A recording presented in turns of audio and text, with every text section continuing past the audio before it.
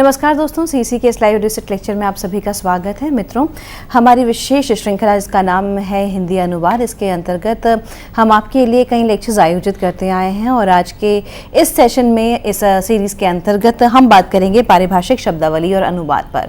और इसके लिए एक बार फिर से हमारे साथ हमारे स्टूडियो में मौजूद हैं doctor PC Tandon. Doctor PC Tandon Delhi विश्वविद्यालय के हिंदी विभाग में प्रोफेसर हैं। तो आइए तहे दिल से इनका स्वागत करते हैं और पारिभाषिक शब्दावली और अनुवाद पर विशेष चर्चा करते हैं। डॉक्टर टंडन, आपका एक बार फिर से बहुत बहुत स्वागत है। जी धन्यवाद। नमस्कार मित्रों, अनुवाद श्रृंखला के अंतर्गत आज हमारा विषय रहेगा पारिभाषिक शब्दावली और अनुवाद, इनका अंतः संबंध क्या है, शब्दावली क्या है, कैसे बनती है, इस पर भी थोड़ी चर्चा हम करेंगे। मित्रों, यह तो हम जानते हैं कि अनुवाद की रीढ़ अगर कोई है तो वह शब्दावली है, और शब्दावली भी वह जो मानक हो। मानक शब्दावली वह है जो सरकार द्वारा, यानी सरकार की एक संस्था है जो बहुत महत्वपूर्ण काम करती है इस दिशा में, वह है जिसको हम commission for scientific and technical terminology के नाम से जानते हैं। वैज्ञानिक एवं तकनीकी शब्दावली आयोग, दिल्ली के आर.के. पुरम में उसका मुख्यालय है। और यह संस्था लगभग 55 साल से, क्योंकि इसका जो गठन हुआ था वो 1961 में हुआ था और विशिष्ट संवैधानिक प्रावधान करके इस संस्था का गठन किया गया था। उसका मूल कारण यह है कि जब हमने संविधान में द्विभाषिकता के, यानी अगर यह कहें कि राजभाषा हिंदी के प्रावधान किए, यानी 14 सितंबर सन 1949 को आज़ादी के लगभग 2 साल बाद यह निर्णय हुआ कि केंद्र सरकार की कामकाज की, राजकाज की भाषा, यानी राजभाषा जिसको हम ऑफिशियल लैंग्वेज कहते हैं, वह हिंदी होगी और समस्त प्रशासनिक कार्यों का निष्पादन हिंदी में होगा। लेकिन उस समय क्योंकि हमारे पास अपनी कोई हिंदी की शब्दावली नहीं थी, अपनी हिंदी की कोई प्रयुक्तियाँ नहीं थी, हिंदी की उस तरह से शब्द संपदा बहुत विस्तृत व्यापक नहीं थी।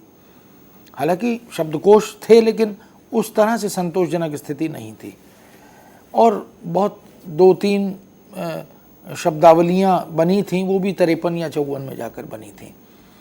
तो जब हम स्वतंत्र हुए तो हमारी पहली बड़ी समस्या, बड़ी चुनौती थी कि कौन सी भाषा में देश चलाएं। परिणामतः हमें जब निर्णय किया तो उसके बाद अंग्रेज़ी को भी हमने साथ साथ रखने का निर्णय कर लिया, क्योंकि जब तक हिंदी के पास शब्द संपदा नहीं होगी, शब्दावली नहीं होगी, अपनी प्रयुक्तियाँ नहीं होंगी, अपना प्रशासनिक भाषा का व्याकरण नहीं होगा तो थोड़ी कठिनाइयाँ होंगी। इस दृष्टि से हमने ये निर्णय लिया।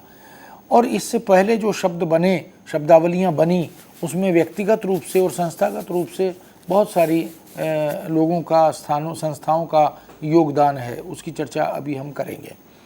लेकिन यूनिफॉर्मिटी ऑफ टर्मिनोलॉजी की बड़ी भारी ज़रूरत थी, यानी एक रूपता।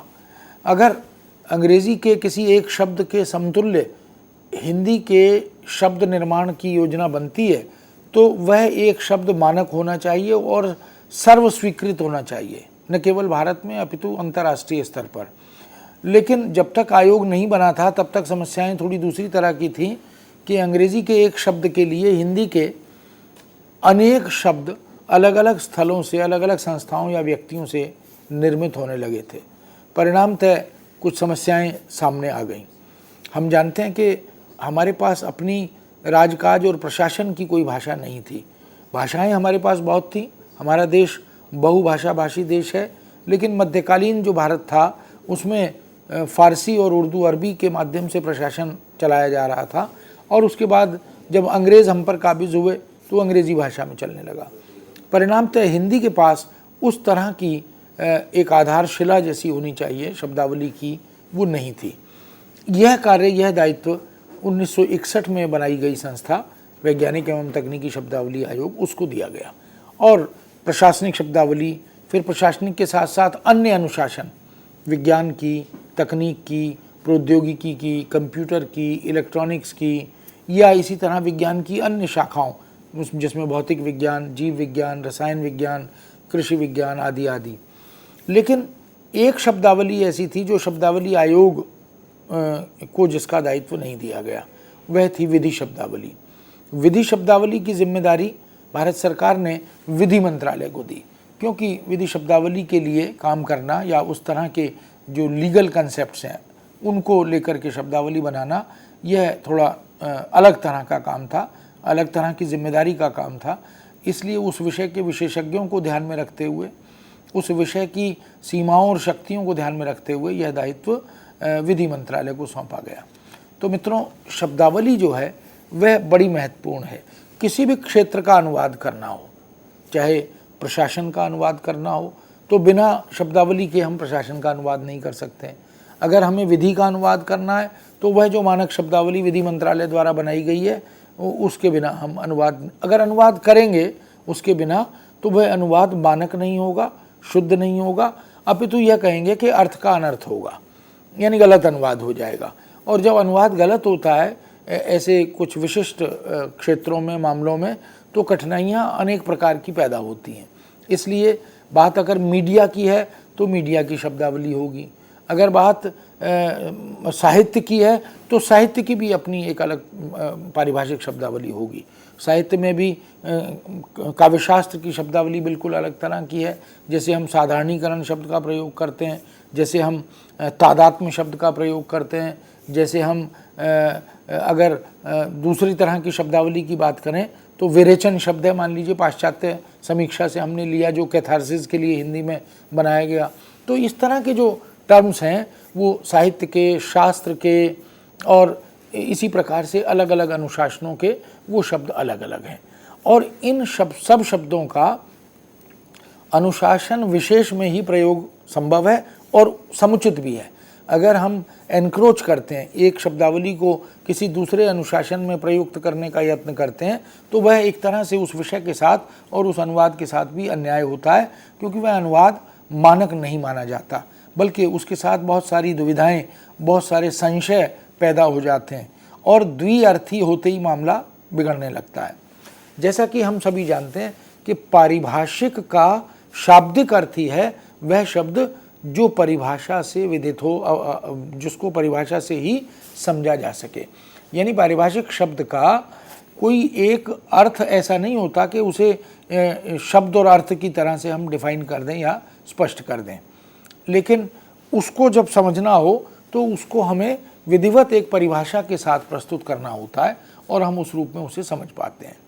इस तरह से ये जो पारिभाषिक शब्दावली, जैसे उदाहरण के तौर पर अगर मैं लूँ, मान लीजिए मैं कहता हूँ दूरदर्शन, तो दूरदर्शन का कोई दूसरा हिंदी में अर्थ बताने के लिए कोई शब्द हमें नहीं मिलता। दूरभाष कोई और शब्द हमें नहीं मिलता।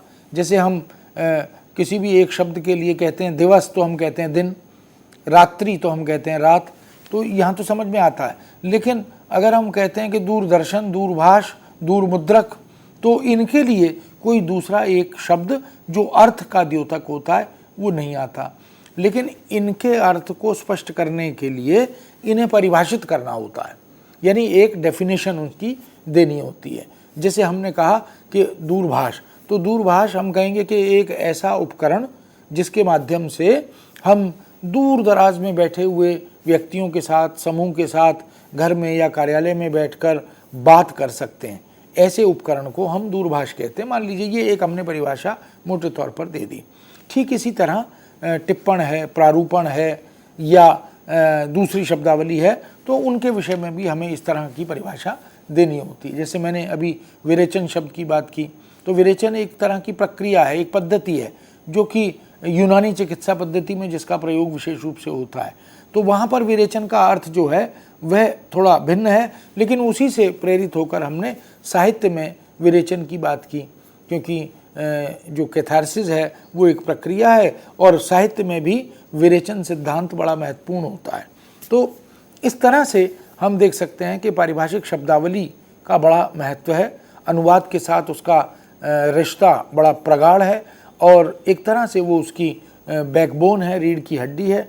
उसके बिना जब हम अनुवाद करते हैं तो थोड़ा अनुवाद मानक नहीं हो पाता। कुछ लोगों की ऐसी धारणा है, ऐसी मान्यता है कि जो पारिभाषिक शब्द हिंदी में बने हैं या बनाए जा रहे हैं वो शब्द बड़े कठिन शब्द हैं, बोधगम्य नहीं है, सामान्य व्यक्ति उन्हें समझ नहीं पाता। तो ऐसे संदर्भ में, ऐसे विषय में मेरी मान्यता, मेरी धारणा ये है, जो कि मुझे लगता है कि तार्किक भी है, कि पारिभाषिक शब्द किसी भी भाषा के हों, वो जन सामान्य के शब्द नहीं होते।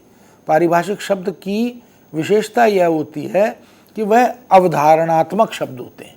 उनके भीतर परत दर परत न जाने कितनी अर्थ छवियाँ और छटाएँ हैं, उनको एक तरह से बिछाया जाता है, बैठाया जाता है, प्रतिष्ठित किया जाता है। तो पारिभाषिक शब्द जो होता है वो सामान्य शब्द नहीं होता। सामान्य शब्द सरल शब्द होते हैं, हम ऐसा कह सकते हैं। हालांकि सरल और कठिन जैसी कोई शब्दावली होती नहीं है। सरल और कठिन की जगह यदि हम परिचित और अपरिचित शब्दावली कहें तो ज़्यादा बेहतर होगा। जो हमें ज्ञात है, जिससे हम परिचित हैं, वो हमें सरल लगता है, और जो हमारे लिए अज्ञात है या परिचित नहीं है वो हमारे लिए कठिन लगता है। ये किसी के भी लिए हो सकता है। और किसी भी भाषा में हम जब टेक्निकल टर्म्स की बात करते हैं, पारिभाषिक शब्दावली की बात करते हैं, चाहे वो बात अंग्रेज़ी की हो और चाहे वो बात दूसरी विश्व की भाषाओं की हो, तो उन भाषाओं में इस तरह की अवधारणात्मक शब्दावली कभी भी जन सामान्य की भाषा नहीं होती। एक बात तो बड़ी सहज सी बात है जो हमें समझ में आती है, समझनी चाहिए, कि एक MBBS डॉक्टर की भाषा एक आम आदमी की, सामान्य व्यक्ति की, अंगूठा छाप व्यक्ति की कैसे हो सकती है। जब दवाइयों के नामकरण का सिलसिला आता है तो दवाई का नाम जब रखा जाता है तो वो उसकी प्रक्रिया को, उस व्यक्ति की शोध को या शोधार्थी के नाम को, इन सब चीज़ों को ध्यान में रखकर रखा जाता है। ऐसा तो नहीं हो सकता कि उसे जन सामान्य की समझ में जो बात आएगी वह बात उस शब्द को उस नामकरण से अवगत कराया जाएगा। वो मुझे लगता है कि शायद नहीं। तो यह एक भ्रामक धारणा है कि शब्दावली कठिन है या क्लिष्ट है, शब्दावली परिचित है या अपरिचित है, ऐसा कह सकते हैं। एक अनुशासन के व्यक्ति को दूसरे अनुशासन की शब्दावली, यदि उससे कोई सरोकार नहीं है, उससे उसका कोई रिश्ता नहीं है, तो उसे वह अपरिचित होने के कारण कठिन लगती है। जिस व्यक्ति को गणित से भय लगता है, उसे गणित से भय लगता ही है, क्योंकि वह उसका विषय नहीं है और उसकी उसमें कोई गति और रुचि दोनों नहीं है।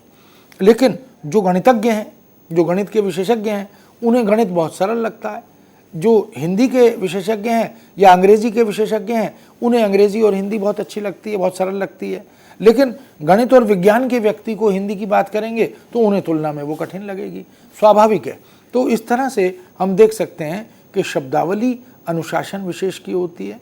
किसी एक अनुशासन की शब्दावली को किसी दूसरे में अगर हम प्रयोग जबरन करेंगे तो वहाँ पर अर्थ का अनर्थ होगा। इसलिए हमें अवधारणात्मक शब्दों को संदर्भ सापेक्ष, विषय सापेक्ष इस रूप में ही ग्रहण करना होता है। तो शब्दावली जो है मित्रों, उसको हम जब जब सरल करने का यत्न करते हैं तब तब कुछ न कुछ अनर्थ होता है, भ्रामक स्थिति पैदा होती है। और जो सरकार द्वारा बनाई गई शब्दावलियाँ हैं, CSTT, commission for scientific and technical terminology, उस शब्दावली की जो जिम्मेदारी है वह उस व्यवस्था की है। और उनका प्रयोग करते हुए किसी भी प्रकार का अगर कोई वैधानिक समस्या आती है, किसी भी प्रकार की अगर कोई वित्तीय मामलों की समस्या आती है, तो जवाबदेही बनती है। क्यों? क्योंकि शब्दावली सरकार द्वारा निर्मित है और वो मानक है। लेकिन हम उनके स्थान पर यदि कोई अपनी तरफ से सरल शब्द, जो हमें सरल लग रहा है, उसका प्रयोग कर देते हैं, और अगर कोई समस्या टेक्निकल आ जाती है, लीगल आ जाती है, या वित्तीय मामलों की कोई समस्या आ जाती है, तो फिर उस शब्दावली का प्रयोग न करने से, मानक शब्दावली का प्रयोग न करने पर जो संकट आएगा वह उसके प्रयोक्ता का संकट होगा, क्योंकि अदालती मामलों में इस तरह की समस्याएं आती हैं।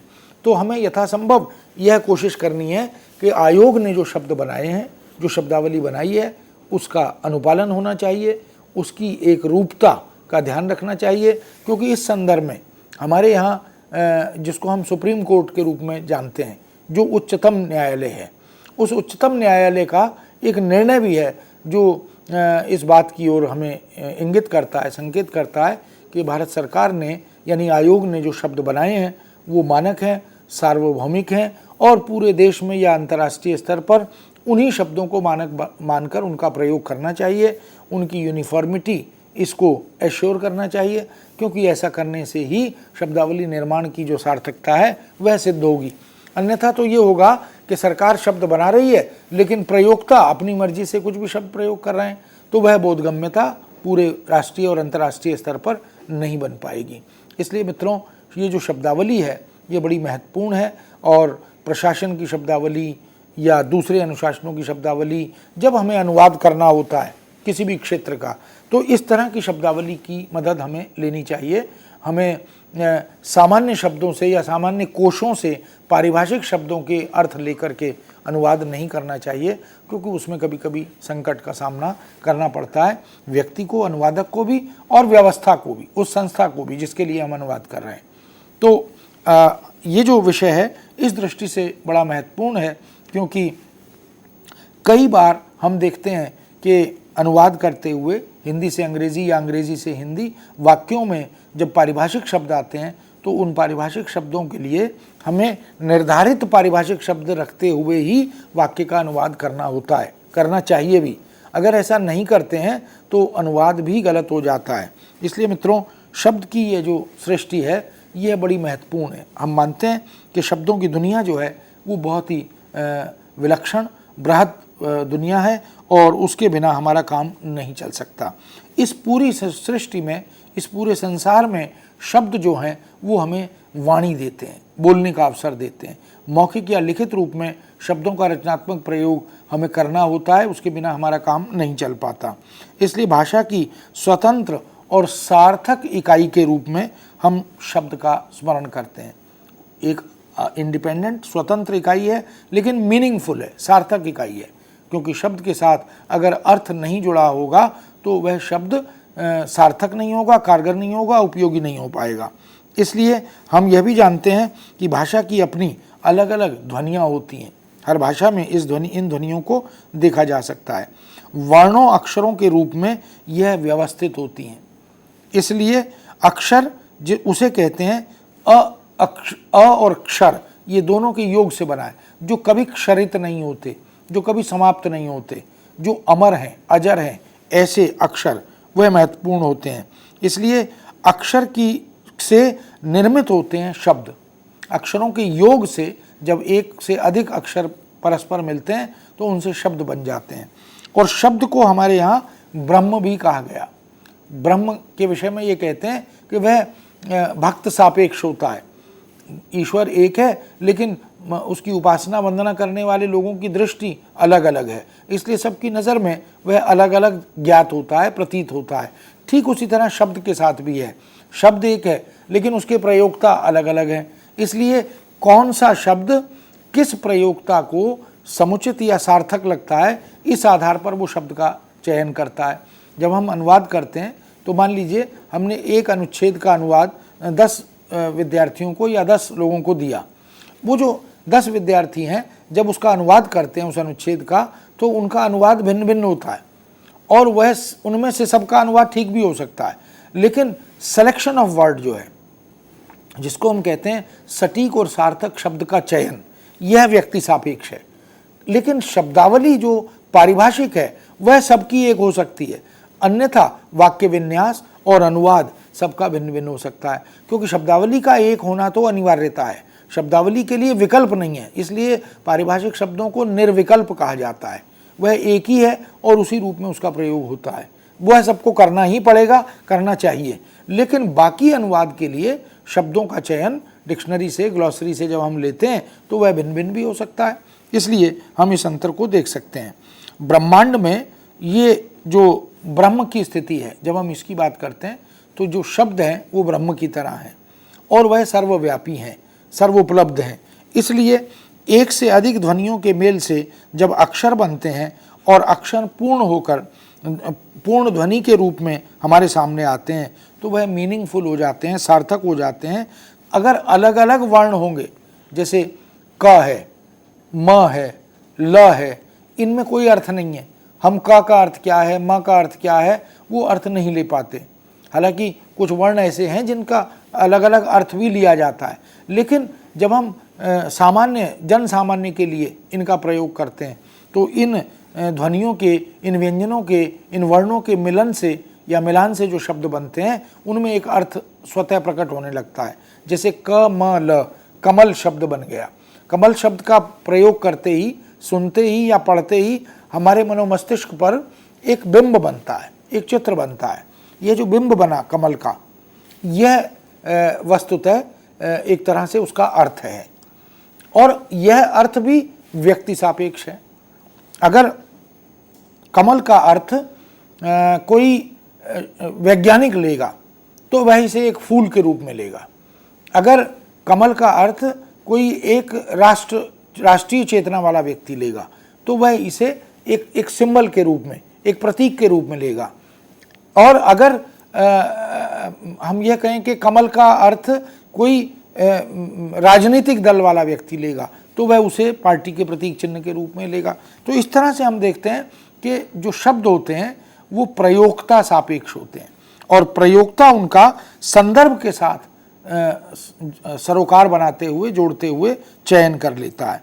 इस तरह मित्रों हम देख सकते हैं कि ये जो शब्द हैं ये सार्थक होने चाहिए, और सार्थक होंगे तो अनुवाद में उनके औचित्य का निर्धारण हो पाएगा, अन्यथा वह अनुचित होगा और अनुकूल नहीं हो पाएगा।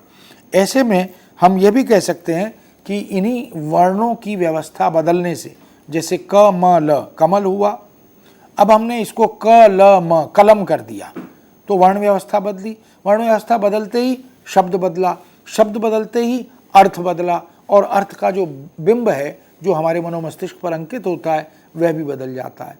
लेकिन ऐसे भी शब्द हो सकते हैं कभी कभी जो निरर्थक हों, और जो निरर्थक होते हैं उनका प्रयोग भाषा में, अनुवाद में नहीं हो पाता, और अगर होता है तो वह अनुवाद को गलत करता है। इसलिए हमें यह भी ध्यान रखना है, और हमारे यहाँ काव्यशास्त्र में यह बात विशेष रूप से कही गई है कि कविता क्या है, तो कहा गया शब्दार्थो सहितो काव्यम, कि वह शब्द जो अर्थ को वहन करता है, जो अर्थ के साथ अग्रसर होता है, वही काव्य का अधिकारी होता है।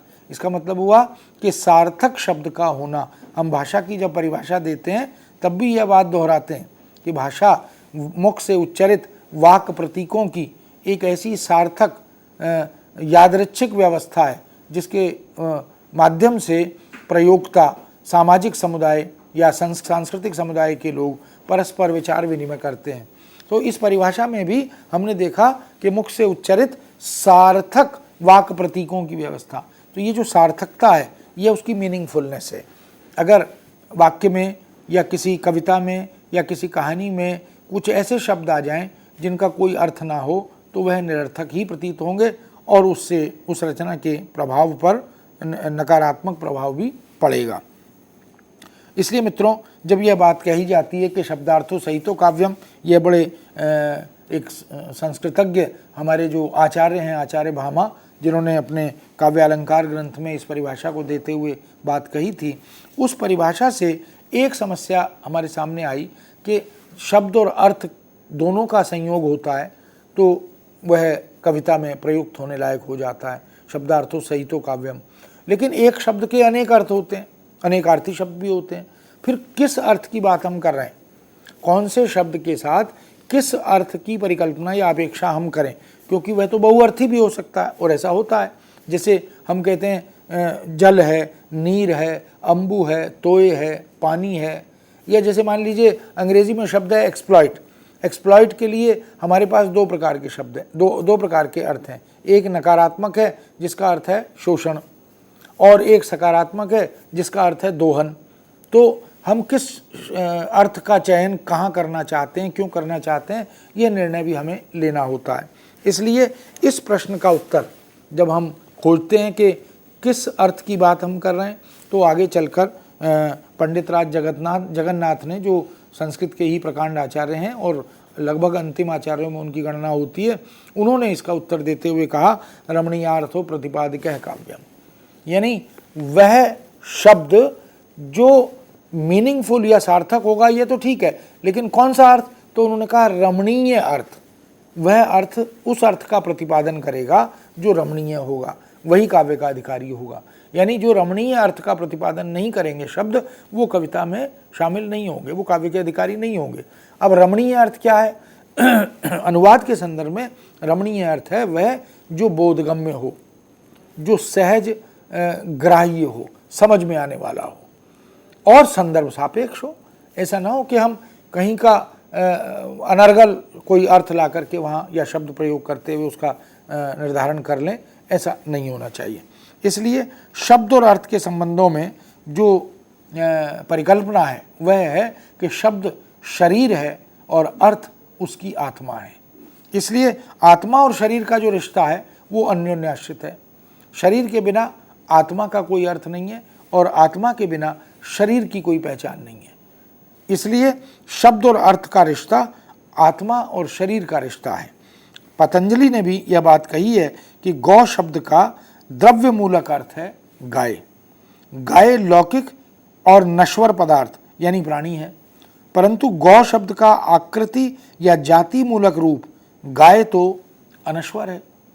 ये जो गौ अनश्वर जाति के लिए द्योतक शब्द है, गाय कोई एक गाय नहीं है, गौ एक पूरी कम्युनिटी, एक पूरा समुदाय है, वह एक अनश्वर का प्रतीक बन जाता है। इस तरह किसी एक गाय के न रहने पर भी यह अर्थ अन्य गायों के साथ संबद्ध रहता है। तो शब्दों की जो परिव्याप्ति है और अर्थों की जो परिव्याप्ति है वो बड़ी महत्वपूर्ण है। इसलिए हम हिंदी में कुछ अक्षर अपने आप में शब्द का काम भी करते हैं, यह भी जान लें। जैसे आ, अ और आ, ये जो दीर्घ आ है उसके आगे आ का डंडा यानी खड़ी पाई लगी है। हम कहते हैं इधर आ, तो आ शब्द जो है वो शब्द के रूप में भी प्रयुक्त होता है वो वर्ण। और इसी तरह न, न, आप चलोगे न, आप आओगे न, इस तरह से हम इस बात को भी देख सकते हैं। तो कहीं कहीं शब्दों की यह जो दुनिया है ये हमारे सामने कुछ नए नए आयाम भी प्रकट करती है। इसलिए उतने ही अधिक अर्थ क्षेत्रों को हम व्यक्त करने की क्षमता और दक्षता शब्दों के साथ जोड़कर भाषा के पास देख पाते हैं। व्यापक, विस्तृत और समृद्ध शब्द भंडार किसी भी भाषा की वास्तविक निधि या संपदा होती है। जिस भाषा के पास जितने ज़्यादा शब्द होते हैं उतनी वह समृद्ध और संपन्न कहलाती है। बहुत सी स्थितियाँ, प्रसंग, संदर्भ, घटनाक्रम आदि उन शब्दों के माध्यम से अभिव्यक्ति प्राप्त कर पाते हैं। अगर ऐसा न हो यानी संदर्भ सापेक्ष शब्द न हो तो हमारा कम्युनिकेशन, हमारा जो संप्रेषण है वो बाध्य होता है। इसलिए किसी भी भाषा की समृद्धि उसकी पारिभाषिक, वैज्ञानिक और तकनीकी शब्दावली से भी आंकी जाती है। केवल सामान्य शब्द से नहीं, केवल अर्ध पारिभाषिक शब्द से नहीं, पारिभाषिक शब्दों से भी आंकी जाती है। तो मित्रों, पारिभाषिक शब्द क्या होते हैं, कितने प्रकार के होते हैं, उनके निर्माण आदि की प्रक्रिया क्या होती है, यह भी एक अलग तरह की दुनिया है। और वो शब्दावली कौन बना रहा है, उसका योगदान क्या है, वह भी एक अलग तरह का प्रश्न है। तो ये कुछ प्रश्न हैं जिन पर फिर आगे हम बात करेंगे। आज हमने शब्द क्या है, शब्द के आयाम क्या हैं, शब्दों की अर्थ से संबद्धता क्या है और सामान्य शब्द और पारिभाषिक शब्दों में अंतर क्या है, इन पर थोड़ी चर्चा की है। आज इस चर्चा को हम यहीं विराम देंगे और आगे इस विषय पर फिर से बात करेंगे। आज के लिए यहीं पर नमस्कार, धन्यवाद।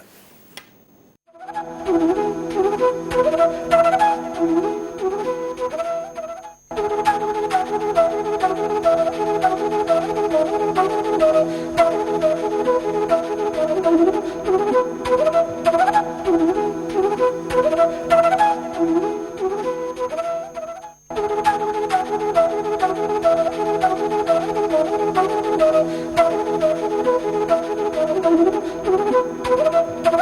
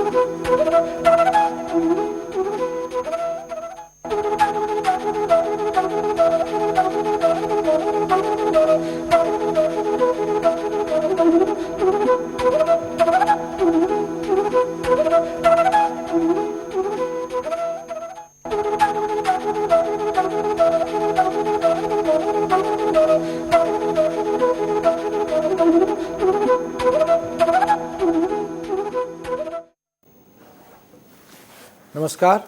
एडुसेट में हम आज चर्चा करेंगे पारिभाषिक शब्दावली की जो प्रक्रिया है निर्माण की, वह और शब्द निर्माण में जब हम पारिभाषिक शब्दों के अंतर पर दृष्टि डालते हैं तो अनुवाद के साथ उनका रिश्ता कैसे और किस रूप में बनता है, इस पर भी थोड़ी चर्चा करेंगे।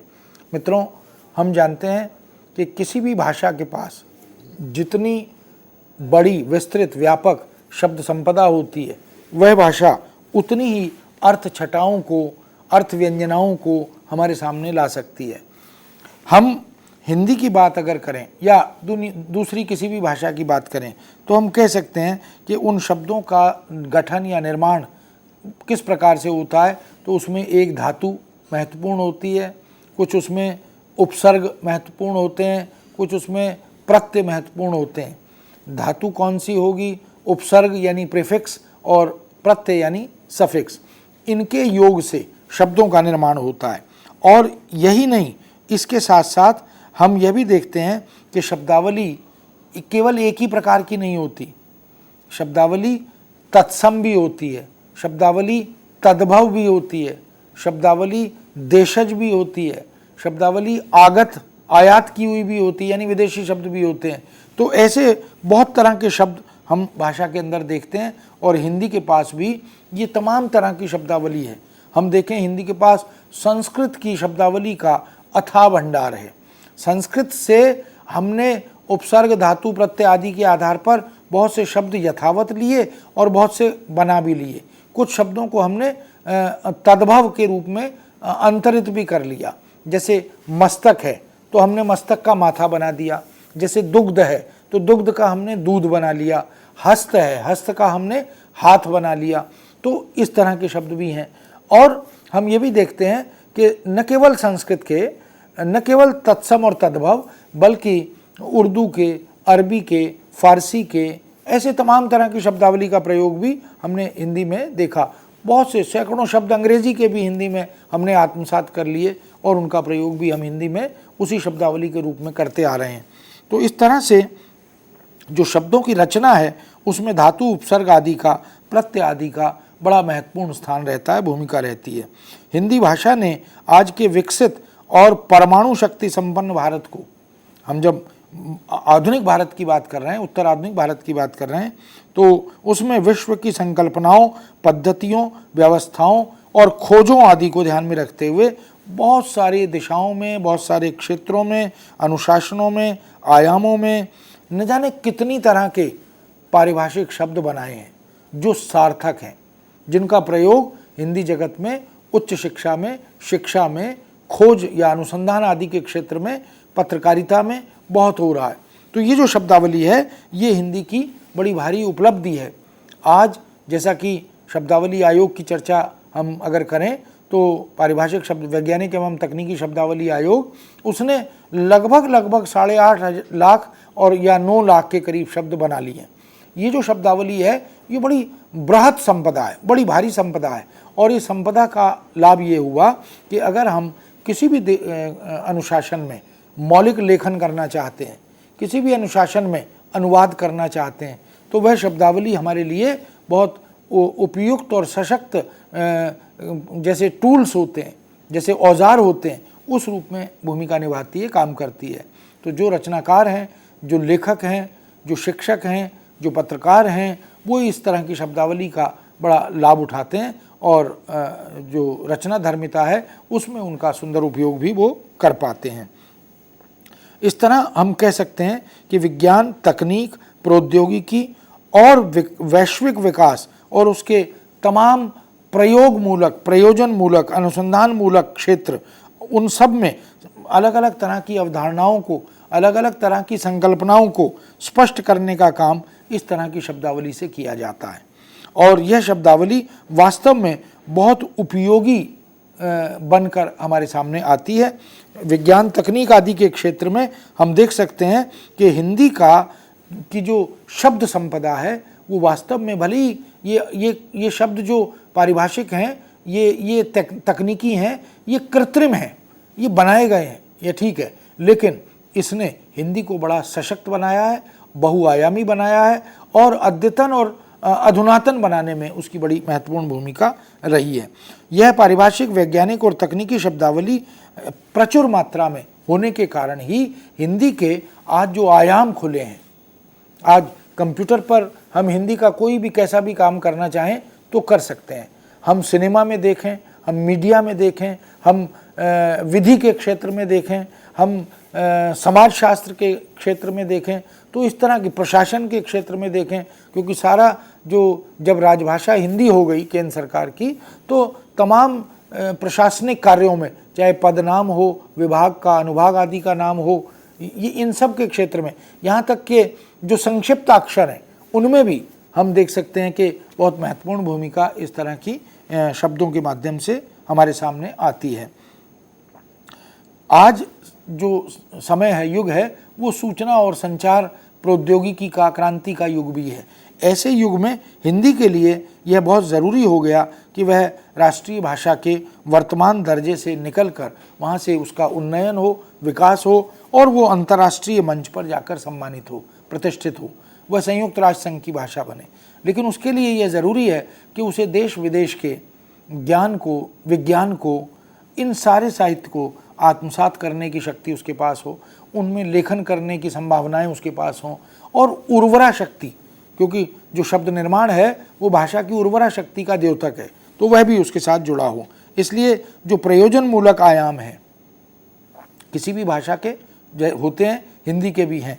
उसी तरह प्रशासन, वाणिज्य, व्यापार, खेल जगत, विधि, न्याय, विज्ञान, तकनीक, जनसंचार, सामाजिक विज्ञान, अनुशासन, शिक्षा, ज्ञान, प्रशिक्षण, अनुप्रयोग, कंप्यूटर, बैंक, वित्त, बीमा, फार्मेसी, गणित, खगोल शास्त्र, मनोविज्ञान, नृविज्ञान, पदार्थ विज्ञान, मौसम विज्ञान, अभियांत्रिकी, गृह विज्ञान, कृषि विज्ञान, शिक्षा शास्त्र, शिल्प, उद्योग, निर्माण, रक्षा, युद्ध विज्ञान, ऐसे न जाने कितने क्षेत्र हैं। इन समस्त अनुशासनों में, क्षेत्रों में आज हमारे पास पारिभाषिक शब्द, तकनीकी शब्द उपलब्ध हैं, और यह अंतर्राष्ट्रीय महत्व का या राष्ट्रीय महत्व का काम शब्दावली आयोग ने, जिसको हम वैज्ञानिक एवं तकनीकी शब्दावली आयोग के नाम से जानते हैं, उसने किया है। तो बड़ा महत्वपूर्ण, बड़ा दुर्लभ काम हमारे सामने उपलब्ध है। ये सारी पुस्तकें बहुत सस्ते दामों पर भी उपलब्ध हैं, और कंप्यूटर पर भी बहुत सारी शब्दावली ऑनलाइन उपलब्ध है, और बाकी रही सही धीरे धीरे ऑनलाइन आ रही है, उसके लिए यत्न चल रहे हैं। तो ऐसे में इतनी बड़ी शब्द संपदा जो शब्दावली के रूप में हमारे पास है, उसकी भूमिका अनुवाद में निस्संदेह असंदिग्ध है। इसलिए मित्रों, जब हम बात करते हैं कि ये जो शब्दावली बनाने का काम है, ये कोई सरल काम नहीं है। इसमें व्यक्तियों की भूमिका है, इसमें संस्थाओं की भूमिका भी है, और इसमें बहुत सारे अलग अलग शैक्षिक, तकनीकी और अलग अलग तरह के संस्थान, उन्होंने भी अपनी रचनात्मक भूमिका निभाई है। और इस तरह की शब्दावली को अगर हम देखते हैं तो उसकी एक रूपता की समस्या हमारे सामने बड़ी समस्या है। पूरे हमारे 29 राज्य हैं, तो सभी राज्यों में उस शब्दावली का जो सरकार द्वारा बनाई गई उसी रूप में प्रयोग होना चाहिए। यह नहीं कि वो कहीं एक शब्द, कहीं दूसरा, कहीं तीसरा प्रयोग हो रहा हो। हालांकि प्रचलित शब्द अलग अलग तरह के हैं, लेकिन मानक शब्दों के प्रयोग की अपेक्षा व्यवस्था हमसे करती है। इसलिए आज ज़रूरत है कि शब्द संग्रहों, तकनीकी परिभाषा कोशों, पारिभाषिक शब्दकोशों की कमी न रहे। इस दिशा में निरंतर कार्य चलता रहे, और आयोग इस दिशा में महत्वपूर्ण काम कर रहा है। यह शब्दावली निर्माण सतत क्रिया है। 61 में शुरू हुई थी, आज तक शब्द बन रहे हैं। क्यों? क्योंकि विश्व से जो ज्ञान विज्ञान की अद्यतन और अधुनातन जानकारियां आ रही हैं, उस दिशा में शब्द निर्माण ज़रूरी है। अगर हम शब्द नहीं बनाएंगे तो अंग्रेज़ी को ही इसी तरह अपनाते चले जाएंगे, तो हमारे लिए ये बड़ा संकट हो जाएगा। क्योंकि किसी भी स्वतंत्र राष्ट्र में उसकी अपनी शब्दावली, उसकी अपनी भाषा, उसके अपने वाक्य विन्यास, ये सब होने चाहिए। तो इस दृष्टि से भी तकनीकी शब्द विज्ञान में सबसे अधिक उपयोगी, सार्थक होते हैं। ये केवल वैज्ञानिक नहीं होते, लेकिन विज्ञान के क्षेत्र में, विज्ञान के अनुशासनों में, अलग अलग ब्रांचेज में उनका प्रयोग होता है। अन्य अनेक अनुशासनों में, जैसे राजनीति विज्ञान उसके अलग शब्द हैं, भाषा विज्ञान उसके अलग शब्द हैं, सौंदर्य शास्त्र उसके अलग शब्द हैं, संगीत शास्त्र, अर्थशास्त्र, कला, समाज विज्ञान, ये सब इन क्षेत्रों में, इन अनुशासनों में जो शब्दावली है, टेक्निकल या अवधारणात्मक शब्द हैं, वो सारे के सारे विशिष्ट शब्द हैं। और हम कह सकते हैं कि प्रयोग के आधार पर सामान्यतः भाषा विज्ञान जब विश्लेषण करता है तो वो कहता है प्रयोग के आधार पर शब्द 3 तरह के होते हैं, एक सामान्य प्रकार के शब्द, एक अर्धपारिभाषिक शब्द और एक तकनीकी या पारिभाषिक शब्द। तो मित्रों, तकनीकी या पारिभाषिक शब्दों के पीछे एक विचार काम करता है, एक पूरी वैचारिक श्रृंखला काम करती है, और वह संकल्पनाओं के एक समूह को उस शब्द के भीतर प्रतिष्ठित करने का काम करता है। यानी जब पारिभाषिक शब्द बनते हैं तो बिल्कुल उसी तरह से जैसे किसी प्रतिमा में, किसी मूर्ति में प्राण प्रतिष्ठा विधिवत की जाती है, ऐसे ही उस शब्द के भीतर भी वह अर्थों की प्राण प्रतिष्ठा की जाती है, उस पर विचार विमर्श होता है, उस पर चर्चा परिचर्चा होती है, और उसके बाद फिर निर्णय होता है कि यह शब्द क्यों समुचित है, ग्राह्य है, या यह शब्द क्यों समुचित नहीं है। उसके बाद शब्दों को लेने या छोड़ने का निर्णय भी होता है। इस तरह हम कह सकते हैं कि जहाँ तक बात शब्दों की है, अंग्रेजी में टेक्निकल शब्द के पर्याय रूप में, अंग्रेजी में जो शब्द है वो टेक्निकल टर्म के रूप में प्रयुक्त होता है, उसके पर्याय रूप में हमने हिंदी में तकनीकी और पारिभाषिक, यानी जिसको परिभाषा से ही जाना जाए या जो टेक्निकल फील्ड्स में जिसका प्रयोग होता हो, उस शब्द के रूप में हमने उसे स्वीकार किया। इसलिए टेक्निकल टर्मिनोलॉजी में टेक्निकल शब्द अंग्रेजी के टेक्निक से ही आया है, वह ग्रीक के टेक्निकिया से लेकर अंग्रेजी से होता हुआ हिंदी में आया और हमने उसकी तर्ज पर तकनीकी शब्द बनाया। पारिभाषिक शब्दावली निर्माण की अगर परंपरा पर दृष्टि डालें तो बहुत लंबी परंपरा है। काशी नागरी प्रचारिणी सभा वाराणसी में जो है, काशी में, बंगाल साहित्य परिषद, उस्मानिया विश्वविद्यालय, हिंदुस्तानी कल्चर सोसाइटी, साहित्य सम्मेलन प्रयाग, गुरुकुल कांगड़ी, और इन सब ने शैक्षिक और साहित्यिक संस्थाओं की दृष्टि से महत्वपूर्ण भूमिका निभाते हुए बहुत सारे पारिभाषिक शब्द बनाए।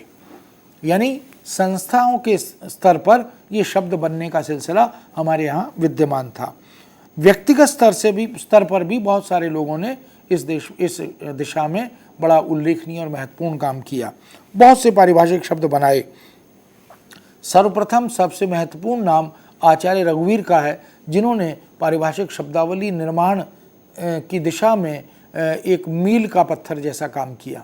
उन्होंने जो शब्द बनाए और उनका जो पारिभाषिक शब्दकोश है वो आज भी उतना ही प्रासंगिक है, प्रेरक है। ये अलग बात है कि उनके समस्त शब्दों को यथावत स्वीकार नहीं किया गया, उनमें बहुत से शब्द छोड़े गए, बहुत से नए बनाए गए, बहुत सौ में परिवर्तन किया गया और बहुत से लिए भी गए।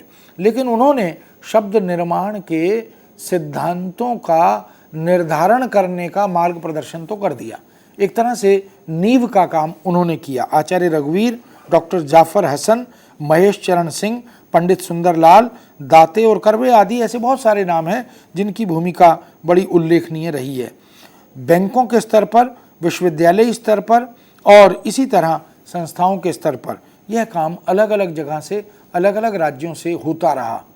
इसलिए जो शब्दावली निर्माण करने का काम आयोग ने 61 में प्रारंभ किया, उससे पहले इस दिशा में कुछ आधारभूमि, आधारशिला तैयार हो गई थी, लेकिन उसके बाद फिर उसे मानक बनाने के लिए, एक रूप बनाने के लिए आयोग ने बहुत ही महत्वपूर्ण काम किया, प्रयास किए। सन 1961 अक्टूबर के महीने में, 61 अक्टूबर में डॉक्टर दौलत सिंह कोठारी की अध्यक्षता में भारत सरकार की तरफ से वैज्ञानिक एवं तकनीकी शब्दावली आयोग का गठन हुआ, निर्माण हुआ, इसकी स्थापना हुई। डॉक्टर दौलत सिंह कोठारी बहुत बड़े शिक्षाविद थे, भाषाविद थे। उन्होंने इसकी स्थापना, जो संस्थापक इसके अध्यक्ष थे, और बहुत महत्वपूर्ण काम उनकी देखरेख में प्रारंभ हुआ। जो दिशाएं बनी, जो आयाम खुले, वहीं से शुरू हुए। हालांकि सन 1950 में सरकार ने वैज्ञानिक शब्दावली बोर्ड की स्थापना पहले की थी, लेकिन 50 के उस बोर्ड से काम नहीं चला, इसलिए 61 में जाकर पूरा एक कमीशन, एक आयोग बनाया गया। सन 53 में उस बोर्ड के माध्यम से गणित, भौतिकी, रसायन, वनस्पति विज्ञान आदि, समाज विज्ञान आदि विषयों की कुछ शब्दावलियां प्रकाश में आईं। 4 या 5 शब्दावलियां छपी थीं। धीरे धीरे देश भर में भाषा और विषय विशेषज्ञों की अनेक अलग अलग समितियां बनने लगीं। उसमें सब्जेक्ट एक्सपर्ट, उसमें लिंग्विस्ट को, भाषा विशेषज्ञों को, और जो आयोग आदि से जुड़े हुए विद्वान थे उनको जोड़कर कुछ समितियां बनाई गईं। शब्दावली निर्माण कार्य को इन समितियों के माध्यम से तीव्र गति प्राप्त हुई। 1960 में केंद्रीय हिंदी निदेशालय की स्थापना भी भारत सरकार ने की और 1962 में निदेशालय ने 1 लाख शब्दों वाले पारिभाषिक शब्द संग्रह का निर्माण किया। इस तरह आयोग ने आगे चलकर बृहत पारिभाषिक शब्द संग्रह, मानविकी, विज्ञान, आयुर्विज्ञान, कंप्यूटर, समेकित प्रशासनिक शब्दावली, ऐसे कई क्षेत्रों में बड़ी बड़ी शब्दावलियां तैयार की और वह शब्दावली अंग्रेजी से हिंदी, हिंदी से अंग्रेजी दोनों प्रकार की शब्दावली के रूप में हमारे सामने प्रकाश में आई, प्रकाशित भी हुई।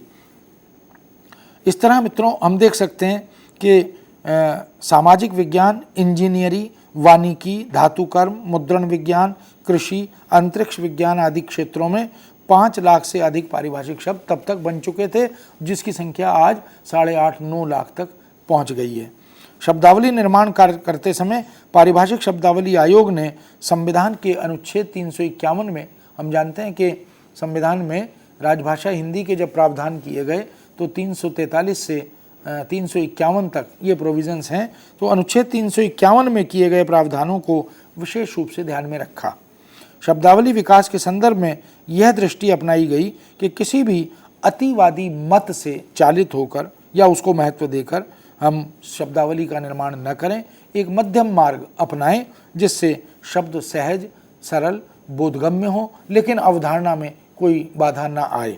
आयोग ने शब्दावली निर्माण के कुछ सिद्धांत भी बनाए। वह सिद्धांत इस तरह से बनाए कि अर्थ प्राप्ति और अर्थ संप्रेषण इसको सर्वोपरि रखा।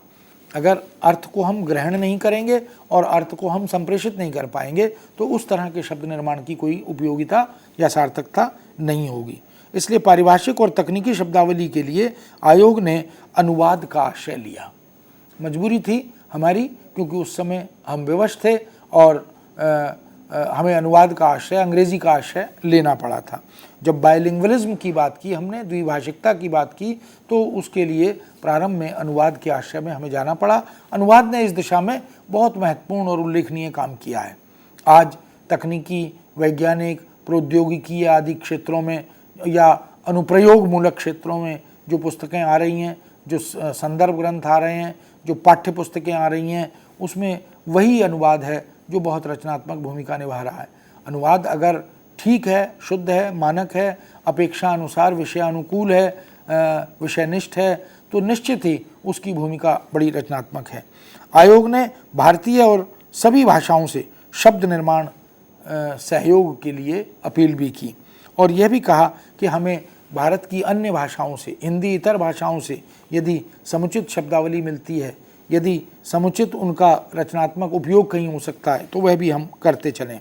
ज्योतिष, गणित, आयुर्वेद या इसी तरह से नारद और शुक्र आदि नीतियों से भी कुछ संकल्पनात्मक समतुल्यता मिलती है शब्दावली की, तो उनका उपयोग भी हम करें। इस तरह पारिभाषिक शब्द बनाते हुए हमें हमारे इतिहास से, हमारी भारतीय भाषाओं से, हमारे पारंपरिक औपनिषदिक, वैदिक या संस्कृत आदि साहित्य से यदि कुछ भी मिलता है तो उसको प्राथमिकता दी जाए। और यह भी निर्णय लिया गया कि हम यथासंभव शब्दावली को परिनिष्ठित बनाएंगे, गरिमा से युक्त बनाएंगे। सरलीकरण के नाम पर हम उन शब्दों के साथ विकृति न जोड़ें, इसका यथासंभव ध्यान रखेंगे। हिंदी और अन्य भारतीय भाषाओं को सरल, परिशुद्ध, सुबोध बनाने पर इसलिए बल दिया गया क्योंकि केवल हिंदी भाषी प्रयोक्ता नहीं होंगे, भारत के हिंदी इतर भाषा भाषी भी इसका प्रयोग करेंगे। इसलिए कोशिश यह होगी कि ये बोधगम्य हो, सहज हो, सरल हो।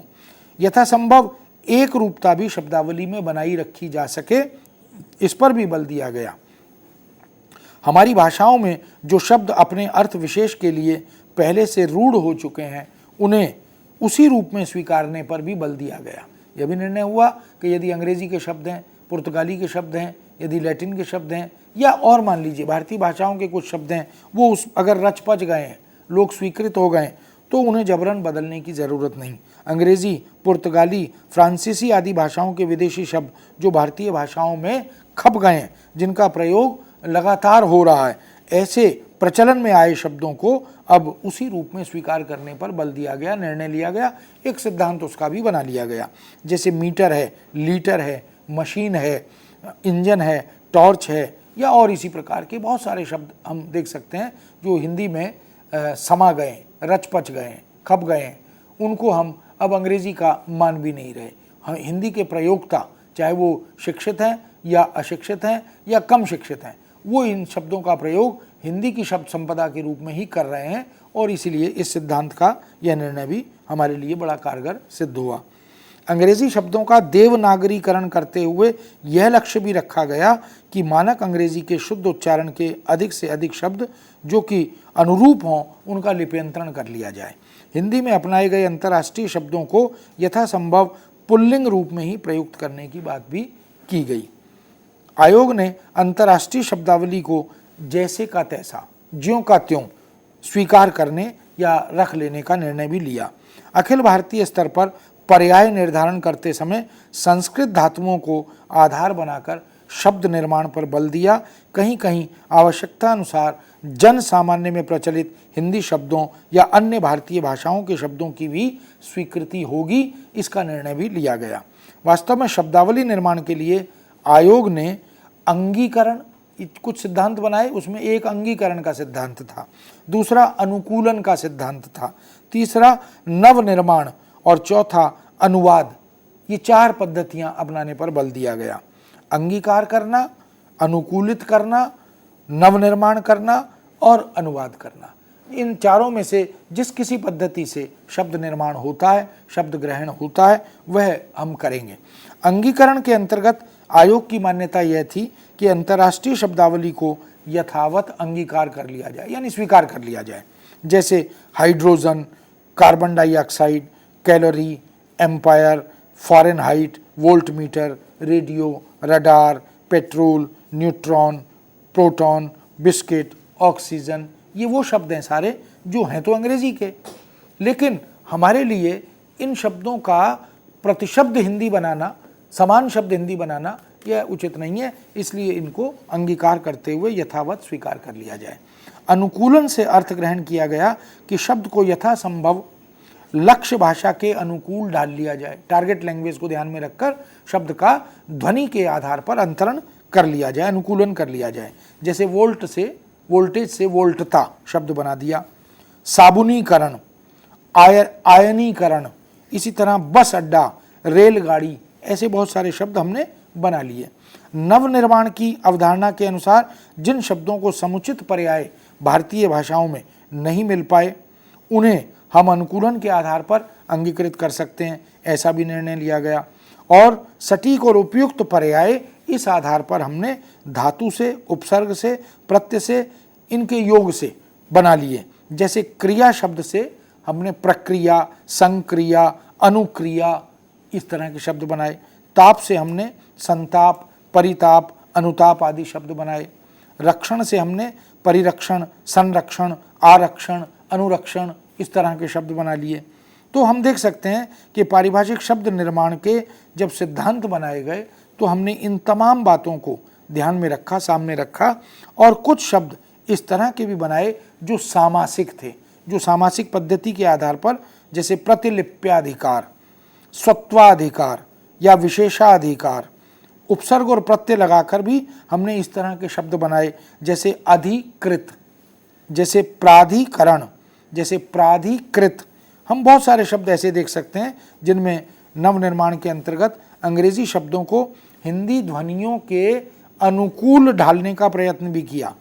जैसे फैंटेसी, फैंटेसी से हमने हिंदी में बनाया फंतासी। कॉमेडी, कॉमेडी से हमने बनाया कामदी। ट्रेजेडी, ट्रेजेडी से हमने बनाया त्रासदी। हॉस्पिटल, हॉस्पिटल से हमने बना लिया अस्पताल। बॉटल, बॉटल से हमने बनाया बोतल। इस तरह से हम देख सकते हैं रिपोर्टाज, रिपोर्टाज, रिपोर्टाज से हमने हिंदी में रिपोर्टाज शब्द बना लिया। तो बहुत से शब्द इस प्रकार के भी बने।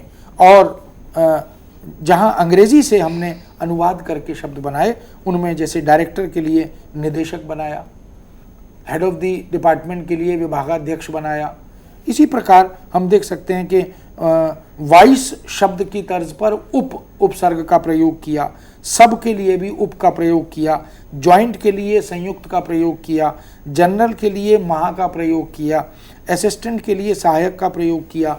कुछ इस तरह के मूलभूत निर्धारण भी कर लिए, जिससे इस प्रकार के शब्द यदि बनेंगे तो फिर इनका प्रयोग करते हुए हम इनसे शब्द बना पाएंगे। इस तरह मित्रों, देश विदेश की नई नई अवधारणाओं को, स्थितियों को, घटनाओं को, खोजों को ध्यान में रखकर शब्द निर्माण का यह सिलसिला चलता रहा और शब्दावली आयोग ने इस दिशा में बहुत महत्वपूर्ण काम किया। जब से शब्द बने, शब्द निर्माण का यह काम गति पकड़ने लगा, तभी से हमारे सामने शिक्षा के माध्यमों में इन शब्दावली के प्रयोग से पाठ्यपुस्तकें आने लगीं, रचनात्मक काम होने लगा और आज स्थिति यह है कि बहुत बड़े बड़े संदर्भ ग्रंथ भी हमारे सामने इन शब्दावलियों के उपयोग से हिंदी में आ रहे हैं।